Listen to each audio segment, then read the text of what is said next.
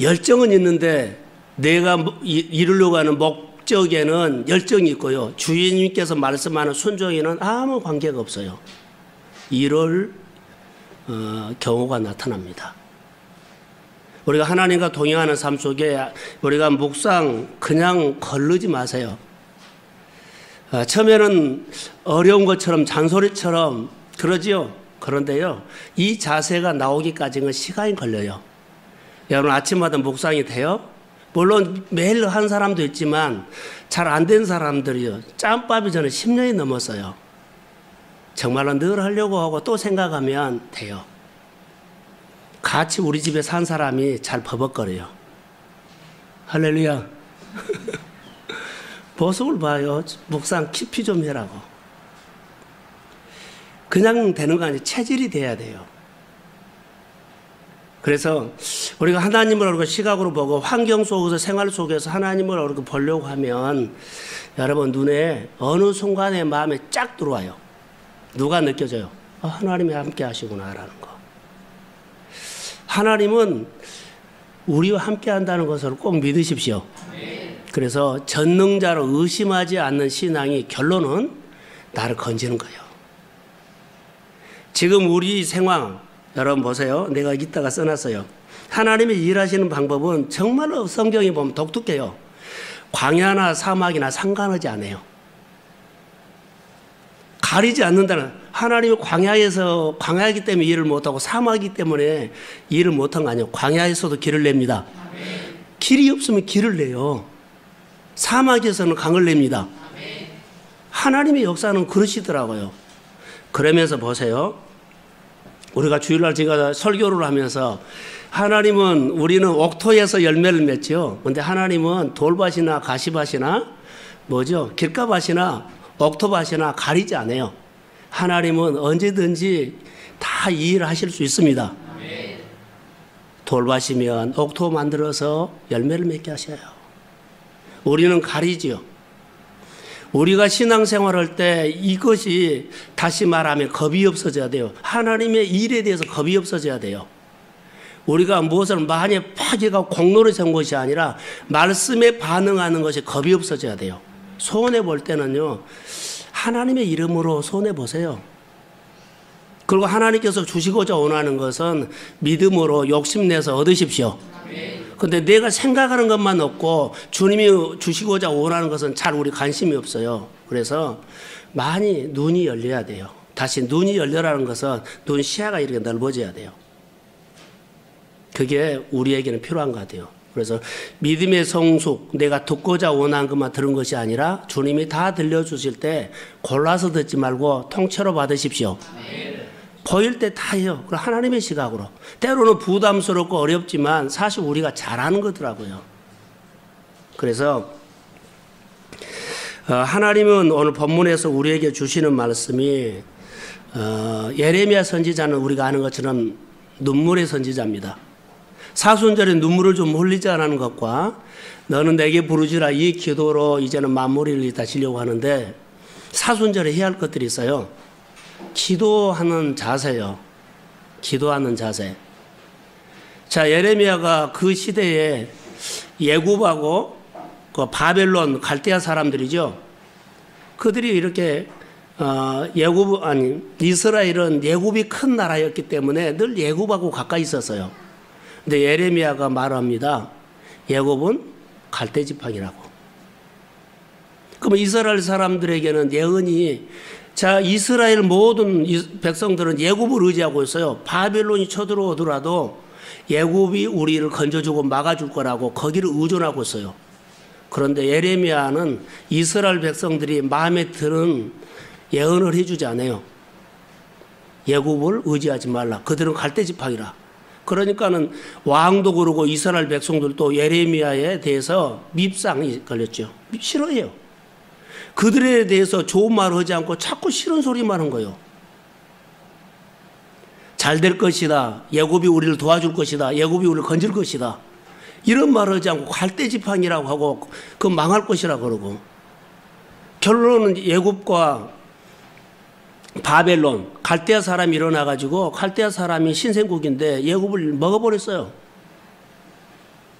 그런 사태가 일어나요. 근데 예레미야는 늘 예언을 어떻게 했느냐 하면 이스라엘 백성들에게 바른 말을 해요.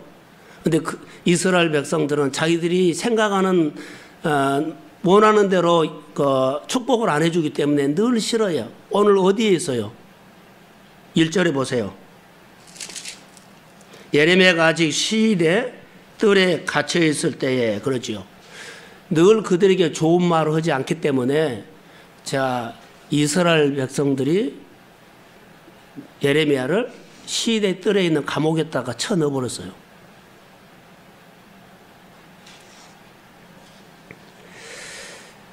아직 시대 뜰에 갇혀 있을 때에 두 번째 여호와의 말씀이 임하니라 그랬죠. 예레미야가 왕이 마음에 안 들어서 예레미야를 감옥에다 넣어버렸다는 거죠. 우리가 하나님의 말씀을 들을 때 아까 소도에 말했죠. 내가 목적을 이루고자 하는 것에 늘 초점이 가버리면 하나님께서 우리에게 함께 걷자, 함께 일하자, 함께 걸어가자 하는 거에 안 들어버려요. 좋은 소리도 안 들려요. 내게 부담스럽고 내게 힘든 소리도 들려요. 쓴 소리도 들려요. 나는 목적을 이루고자 하는데 이것을 이루면 모든 것이 다 풀릴 것처럼 보이는데 이런 생각을 하고 있으면 하나님의 말씀이 내 안에는 하나도 안 들어와요. 말씀을 안 받아들여 버리죠. 근데 우리가 여기서 하나 얻을 수 있는 것은 하나님의 말씀을 들을 때 듣기 싫은 말씀들, 부담스러운 말씀들이 있어도 하나님께서 내게 주신 말씀이면 믿음의 가정에서 받으십시오. 받으셔야 돼요. 그래서 어떻게 받느냐라는 것을 우리가 배운 것처럼요. 듣는 길을 빼앗기지 않아야 돼요. 듣는 길을 어느 에다 꽂혀버리면 듣는 길을 빼앗겨버린 거예요. 마음을 거기다 빼앗겨버린 거예요. 그러면 하나님의 소리가 내 안에 하나도 안 들려요. 그 이유는 이미 듣는 길을 거기다 줘버렸기 때문에. 그 소리만 들려요. 우리가 예배 나올 때 여기 앉아있죠. 그러나 다른 목적을 갖고 있으면 우리의 듣는 길을 빼앗겨버리고 오면은 설교 안 들어옵니다. 앉아있었다만 가지. 지루하다 그러지. 교회 오지요. 그러면은 처음 오는 사람이 교회 하면은 교회 말씀 안 들어요. 교회 두리번거리고 시설 보고 초라하게 보고 별소리 다 할 수 있어요.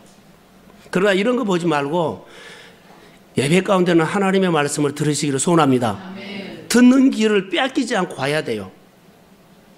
이스라엘 공동체는 지금 듣는 길을 빼앗겼기 때문에 그들이 목적이 있죠. 애굽이 우리를 도와줄 거야. 이 소리 하면 좋은데 엉뚱한 소리 하기 때문에 다 싫어하고 그래서 결국 밉상에 걸려서 예레미야를 시대 뜰에 있는 감옥에다가 쳐넣어버렸어요. 그런데 하나님이 찾아온 거 보세요. 1절에 보면 하나님이 찾아왔어요. 우리가 어떤 형편에 있든지 간에 하나님의 말씀대로 예레미야가 살았던 것보다 저는 이렇게 볼게요. 체질이 됐어요. 어떤 상황 어디에 있든지 간에 그는 하나님을 향했다는 거. 다시 말할까요? 따라해보 성령의 사람. 그러니까 성령이 우리 안에 오면 분명한 것이 있죠. 나를 어디로 끌고 가요? 하나님께로. 하나님께로 끌고 오기 때문에 내 안에 뭐가 임해요? 아버지의 마음이 임해요. 그래서 사랑을 보거나 환경 볼 때는 긍휼히 여기는 마음이 일어난다는 거예요. 이게 100%예요. 긍휼이란 것은 뭐예요? 자비요, 사랑이요. 사람을 귀하게 여기고 사람을 안타까운 마음으로 늘 내 마음이 거기에 있다 쏟아져요. 두 번째로는 십자가로 간다 그랬죠. 우리가 은혜를 받으면 사역보다는 십자가 자아를 내려놓는 것. 그래서 주님이 내 안에 주인된 삶을 결정해 줘야 돼요. 지금 느헤미야가 그 형편에 있어도 어디를 향했어요? 아버지를 향했어요. 누가 찾아와요? 아버지가 찾아와요. 우리가 어떤 형편에 있든지 간에 신앙의 체질 자세가 하나님 앞에 어느 형편에 있든지 간에 우리가 하나님 앞에 내가 하나님을 향하면 하나님은 언제든지 나에게 찾아오심을 믿습니다. 성령이 온다는 거죠. 이게 오늘 우리의 신앙의 영성이라고 저는 봅니다.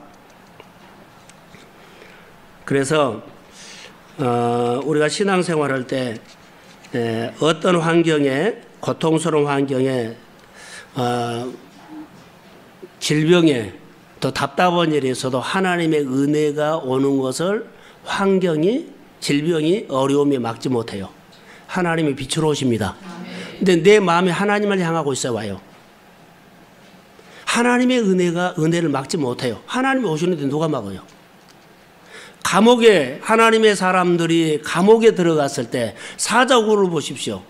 풀무불을 보십시오. 바울과 실라가 감옥 속에 있었을 때 그들이 하나님의 은혜를 막지 못했어요. 찾아왔어요. 그들을 건졌어요. 그들 마음속에 뭐요? 하나님을 향하기 있었기 때문이에요. 이스라엘 백성들이 하나님을 버렸을 때, 우상이 들어왔을 때 하나님이 그들에게 오지 않아요. 그런데 정말로 어려운 가운데 있었을 때도 그들이 하나님을 향하면 하나님이 그들에게 빛으로 오셨다는 거. 늘 우리가 위로받는 것은 다니엘의 뜻을 정하고 그가 바벨론에서 살 때 보면 하나님이 늘 수시로 와요. 그리고 그의 삶을 건지고 인도하고 높여주고 축복하심을 믿습니다. 그래서 그는 영향받지 않고 영향을 끼치는 사람이었어요. 결론은 하나님을 아는 사람이었다는 거죠. 오늘 우리가 요한복음 17장 3절에 보면 하나님을 아는 것이 뭐요? 영생이다 그랬어요. 참 하나님과 그분이 보낸 예수 그리스도를 아는 것이 영생이다. 다니엘이나 하나님의 사람들이 영생의 삶을 사셨다는 겁니다. 그런데 여기서 예레미야를 보면서 하나님의 사람들을 보면서 언제 하나님께서 찾아온 줄 아세요? 애로울 때, 혼자였을 때. 자, 시대 뜰에 있는 감옥에 갇혔을 때 하나님이 찾아오는데 그때 눈물의 선지자 예레미야는 눈물로 그 백성을 위해서 기도했는데 못 알아주는 거예요. 그럴 때 외로웠어요. 영적으로 홀로 서기 할 때, 영적으로 나라를 위해서 살 때, 영적으로 가정을 지키려고 할 때, 영적으로 회사를 지키려고 할 때, 영적으로 누가 아무도 안 해. 바보스럽다고 그럴 수 있어요. 그럴 때 누가 오셔요? 하나님이요. 여러분, 가정 구원을 위해서 아니면 내 경제적인 문제를 위해서 내 질병을 위해서 애롭게 믿음으로 싸우십시오. 주님이 오셔서 위로할 때가 있어요. 조금만 더 기다리세요. 하나님을 의심하지 말고 조금만 더 기다리세요. 주의 역사가 일어나요. 우리가 모든 사람들이 너 예수를 믿으면서도 왜 너는 그렇게 안 풀리냐 이렇게 말 들어도 조금만 참으세요. 우리가 과정이에요. 주께서 우리의 모든 삶 속에 회복하는 날이 있습니다. 따라해 보세요. 회복. 오늘 본문에는 사실 주제는 회복입니다. 주님이 오셔서 회복하세요. 자, 하나님은 오늘 이렇게 말씀합니다. 시대들에 갇혀있는 누구죠? 예레미야가 억울하고 고통받고 있는 예레미야에게 와서 나는 여호와다 하면서 이 일을 행하는 여호와, 만들어 성취하시는 여호와 그러죠. 이것은 무슨 영어인 줄 아세요? 이 일을 행하는 여호와. 일을 행하는 여호와 2절이죠. 그것을 만들어 성취하는 여호와. 이것은 무슨 용어냐면 창세기에 보면 창조의 때 하나님이 하는 거예요. 이 일을 만들고 이 일을 성취하시는 하나님이에요. 그럼 없는 것을 있게 하시는 하나님이죠. 여러분 오늘 여기에다 우리 이렇게 한번 적용할까요? 우리의 생활 속에 이 사순절에 하나님 앞에 회개하고 하나님의 영이 임하면 창조의 역사가 일어납니다. 여러분 안 된 거 된 거 가리지 않아요. 여러분의 마음의 소원을 창조적인 능력으로 회복해 줄 것을 기대합니다. 그게 기대를 거예요. 이 일을 행하는 것, 만들어서 성취하는 것 하나님이에요. 빛이 있으라 해서는 그분이 빛이 있게 하셨어요. 여러분의 입술의 열매지요. 입술의 열매를 창조하신 여호와께서 말씀하시느니라. 여러분의 입술로 믿음의 말하면 그 입술로 창조 하나님이 역사하실 것을 믿습니다.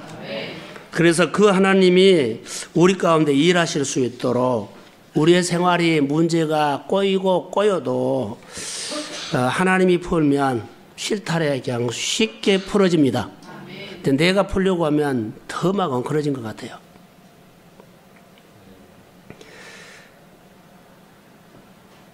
열두 해를 혈류증을 앓았던 그 여인을 보세요. 자기 질병을 풀려고 했는데 정말로 더 엉클어져 버렸어요.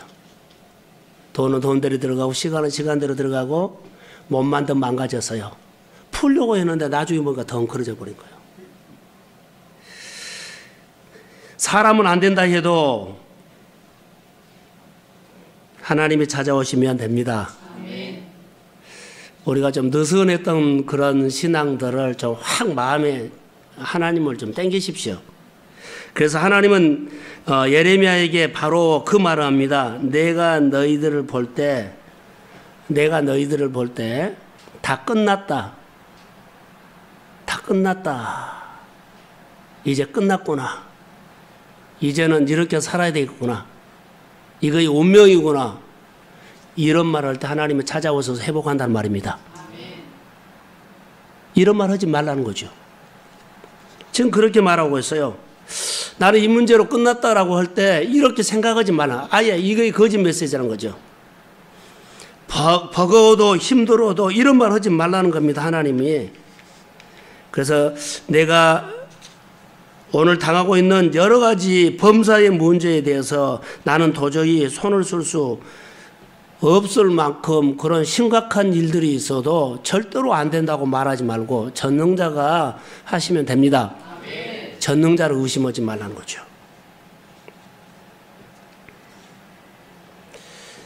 지금 여기 보시면 4절 한번 읽어볼까요? 자, 4절 시작. 이스라엘의 하나님 여호와께서 말씀하시느니라. 우리가 이 성읍들의 가옥과 유다 왕궁을 헐어서 갈대아에 자, 이스라엘 백성들이 왕궁과 자기 집을 헐어가지고 갈대아 군대를 막아보려고 애를 써요. 자, 왕궁과 자기 집을 헐어서 자기가 있는 힘을 모든 것을 다 동원해가지고 갈대아 사람들을 막아보려고 해요. 안 돼요. 하나님보다 앞서버린 거예요, 지금. 정당한 것처럼 보여요. 막아야죠. 그런데요, 하나님이 싫어해요. 나를 먼저 찾아라는 거예요. 나를 먼저 찾지 않고 갈대아 사람들은 두려워서 왕궁과 집을 헐어가서 그들을 막아보려고 했어요. 하나님 싫어합니다. 그래서 이들을 징계합니다. 이들이 고통받습니다. 자, 이성적으로 보면 맞는 말인 것처럼 보여. 그런데 하나님은 이걸 싫어한다는 것을 기억하세요. 왕궁과 자기 집, 자, 모든 것을 다 동원해가지고, 자, 한번 막아보려고 했어요. 근데 박살이 나버렸잖아요. 그 박살 난 것을 갖다가 징계라고 말한 거예요. 하나님을 먼저 의지하지 않았다는 거예요. 하나님을 먼저 찾지 않았다는 거예요. 서두에 제가 말한 것처럼 목적을 이루려고 먼저 목적을 이루려고 거기다가 꽂혀버리면 하나님과 함께 사는 바로 안 맞힌다. 소리를 안 듣고 순종을 안 한다. 우리가 이 부분들에 대해서 그래서 열정으로 하는데 순종하는 삶이 될 수 있어요. 정당화되거든요. 열심히 살았는데 그래요. 그런데 방법이 잘못됐다는 거예요. 그래서 방법이 중요하지만 더 중요한 것은요, 올바른 제대로 된 식, 순종이에요. 사랑하는 성도 여러분, 이 밤에 우리가 어디 할 것이 뭘까요? 오늘 본문을 다시 한번 봅시다. 예레미야 33장 14절과 15절을 한번 읽고 보겠습니다. 33장 14절 15절. 자, 시작. 여호와의 말씀이나 그러나 내가 이스라엘 집과 유다 집에 대하여 너희를 소산하는 성찰을 이루리라. 그날 그때 내가 갈대에게 성한 공의로 전하게 하리니 그가 이방의 정의와 우리를 실천할 것이라. 여기 이제 15절에 보면 다윗의 여호와의 말씀이니라 그래놓고 다윗의 공의에서 나온 가지가 누구냐? 예수님이죠. 여기서는 이제 구원을 말하는데 저는 이렇게 십자가의 복음이 들어오면 이 땅의 어두움이 점점 사라집니다. 그러니까 나를 구원하는 모든 문제는 예수가 오면서 다시 말해 예수님을 영접하는 그 순간, 예수님을 믿고 구원받는 그 시작이 아니 예수님이 내 생활에 오는 그 순간부터 따라해보세요. 회복이 시작된다. 그때부터 삶이 풀린다고 생각하시면 돼요. 그게 구원받는 사건이요. 그래서 오늘 이스라엘 백성들의 흑암이죠. 암흑기. 여기에 예언을 해준 거죠. 앞으로 예수님이 이 백성들을 건진다 이런 거예요. 그래서 회복이 누구부터냐? 예수부터다. 회복이 누구부터냐? 하나님의 영이 우리에게 왔을 때부터다. 이렇게 말하고 있습니다. 자, 20절 한 번 더 읽어봅시다. 20절. 자, 시작. 여호와께서 이와 같이 말씀하시느니라.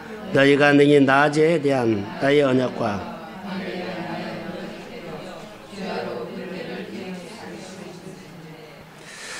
자, 하나님께서 낮에 대한 언약과 밤에 대한 언약이 뭐요?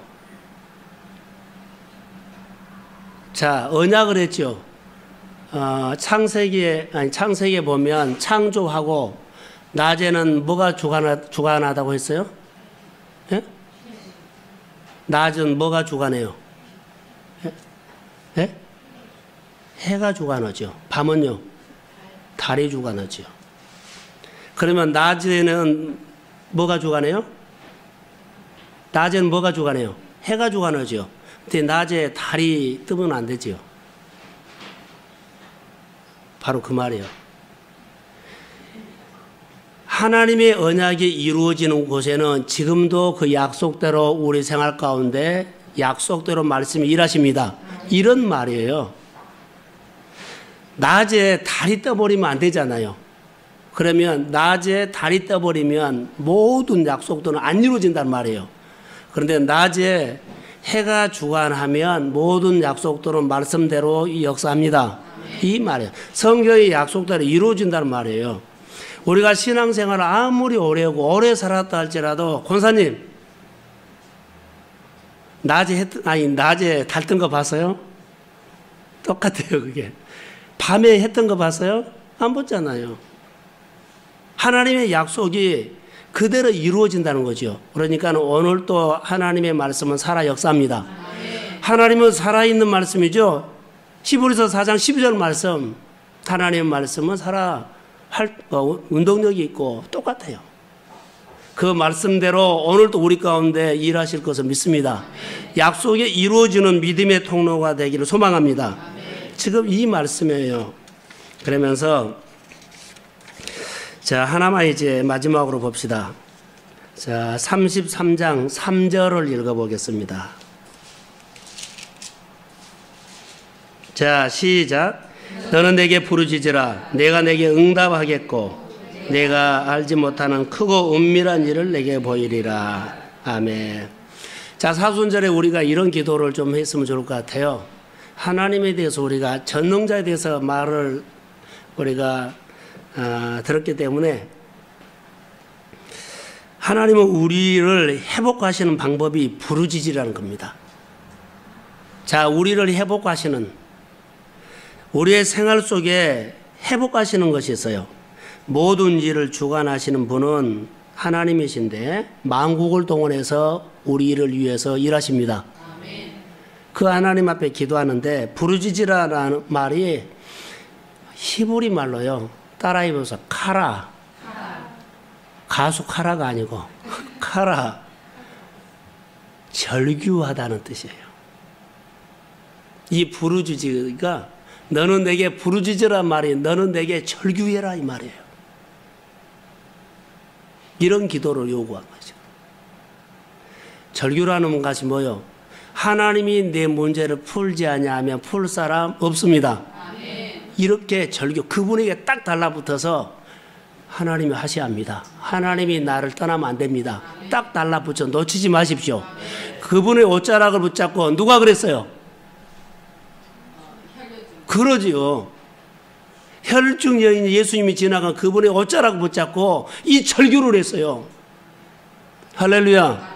수로보니가 여인이 자기 귀신 들린 딸을 고쳐달라고 예수님이 뭐라고 했어요? 상종도 안 했죠. 개같이 주급했어요. 그러나 그 절규를 했어요. 아무리 당신이 나를 모욕해도 내 딸을 고치고 지나가십시오. 나를 짓밟고 가서라도 내 딸을 고쳐야 합니다. 이 절규를 했어요. 바디메오가 하나님 앞에 기도했죠. 뭐라고 했어요? 다윗의 자손 예수여, 나를 불쌍히 여겨 주십시오. 절규했어요. 당신이 아니면 내 눈 뜰 수 없습니다. 그러나 당신이 하나님의 아들이고 자 이거 알기 때문에 내 눈을 뜨게 하실 줄로 나는 믿습니다. 붙잡았어요. 이 사순절에 우리 교회가 늘 이런 기회를 놓치지 말고 이 부르짖는 있는 절규하는 기도를 한번 해보자고요. 하나님 앞에 우리 절규하는 기도를 가정마다 해야 돼요. 자녀를 위해서도 해야 되고요. 자, 건강을 위해서도 기도하고요. 그리고 생활의 문제를 풀기 위해서도 기도해야 돼요. 할렐루야. 이 절규 기도요.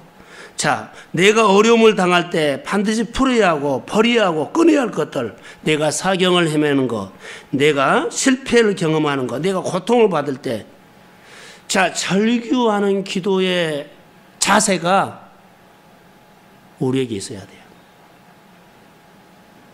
여기에는 어떤 장애물도 방해할 수가 없었어요. 12회를 혈류증으로 하는 여인이 예수님이 옷자락을 만졌을 때는 그가 죽을 것을 각오하고 나갔지요. 돌에 맞아 죽어요.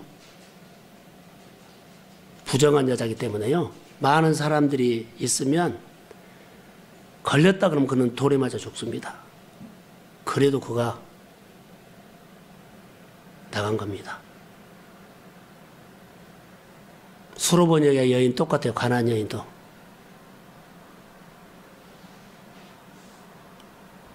상종도 안 하고 모욕적인 말을 들어도 그래도 내 딸을 고쳐야 합니다. 주님 앞에 나와서 우리가 기도하는데 다른 이유가 필요가 없다고 봐요. 우리 성도들이 하나님 앞에 이 부르짖는 기도, 절규하는 기도가 우리 가운데 다시 회복되기를 저는 주의 이름으로 소원합니다. 아멘.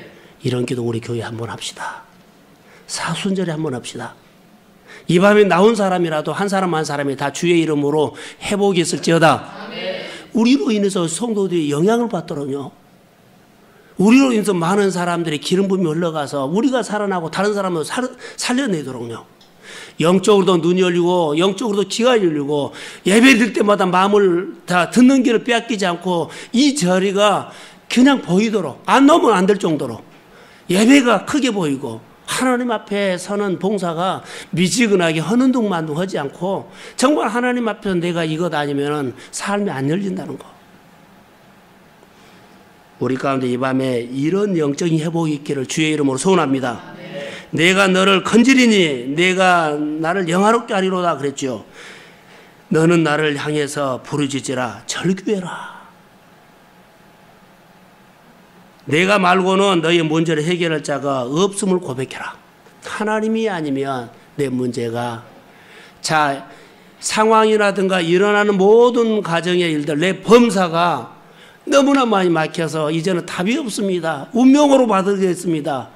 혹시 이런 마음을 가진다면 갖지 마세요. 하나님은 살아계십니다. 아멘. 하나님의 백성은요, 하나님이 데리고 가시더라도 고쳐서 데리고 가신다는 거 아세요? 영적으로 회복해서 데리고 가십니다. 아멘. 그 하나님요. 하나님 아니고는 내 질병의 문제, 내 경제적인 문제, 내 이거 관계의 문제 풀 방법 없습니다. 여러분, 이 밤에요, 해결할 자는 하나님밖에 없음을 고백하십시오. 하나님 그렇습니다. 오늘 나의 하나님께 나의 안타까운 마음을 전능하신 하나님 앞에 기도하면서 하나님 내 형편이 이렇습니다. 내 영적인 상태가 이렇습니다. 내가 말씀으로 살고 싶은데 말씀이 안 들어옵니다. 말씀이 내 마음에서 머금어지질 않습니다. 말씀이 내 안에서 살아 역사하지 않습니다. 주님 나를 도와주십시오. 할렐루야. 이런 기도를 좀 해요. 그래서 절규하는 기도가 있는 사람은 살 길이 생깁니다. 조금 전에 말한 것처럼 12회를 흘릴 줄 아는 그 여인, 수로보니아 여인, 바디메오 등등 보세요. 그들이 절규하는 기도를 했습니다. 그러면 절규하는 기도를 누가 할까요? 먼저 우리가 절규하는 기도는 누가 해요? 과학은 영적인 과학 하지 않아요. 누가 해요? 자녀가 해요. 자녀가 합니다. 우리가 하나님의 자녀 예수를 이 사순절에 다시 한번 영접하시고 내 안에 주인된 삶이 그리스도임을 인정하십시오. 하나님 내 형편이 이렇습니다. 내가 이렇게 일어나고 싶은데 주의 도우심이 필요합니다. 나에게 지혜를 주시고 사방으로 나를 공격하는 사람이 너무 많이 있습니다. 환경적으로 상황적으로 내 마음에서 예수를 뽑아가려고 하는 일들이 너무 많이 있습니다. 내 마음에서 빼앗기지 않고 내 안에 예수가 내 삶의 주인 되기를 원합니다. 여러분 예수님이 있으면 답입니다. 그냥 글에 있는 것이 아니라 여러분의 온 몸에서 주님이 그렇게 함께 일하시기를 소망합니다. 절규하는 기도는 누구만이 할 수 있다고요? 자녀만요. 나를 건져주세요. 이 밤에 우리 이 기도를 주 예수 그리스도 이름으로 함께 하기를 저는 예수님의 이름으로 축복합니다. 예, 우리 기도하겠습니다. 하나님 감사합니다. 사순절에 이 밤에